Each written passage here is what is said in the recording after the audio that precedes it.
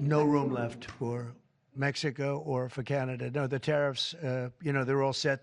Even though President Trump got Canada and Mexico to increase border security, he plans to still impose tariffs on our closest neighbors, in part because he blames both countries for the flow of fentanyl into the United States. I don't know of any statistics that show that fentanyl is coming across the Canadian border into the United States to any significant degree. In fact, some of the Canadian premiers have told me they wish that Americans would stop bringing it across the border into Canada. Governor Mills says it doesn't make sense for the president to impose a tariff on gasoline and heating oil, considering Canada is the leading supplier of both to the U.S.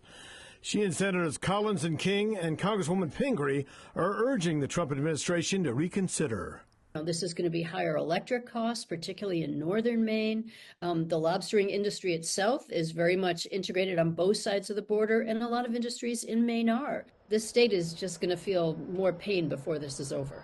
Economists warn that Trump tariffs and reciprocal tariffs from Canada and Mexico would be a major setback to the entire North American economy. And Maine will be one of the hardest hit states. Now, the sad thing about these tariffs are they're going to disproportionately hurt the lower middle and middle class the most, because the money that those people have is spent on food, fuel, and utilities. A $1 trillion trade war that Congresswoman Pingree says will lead to higher prices for Maine families who can't afford them.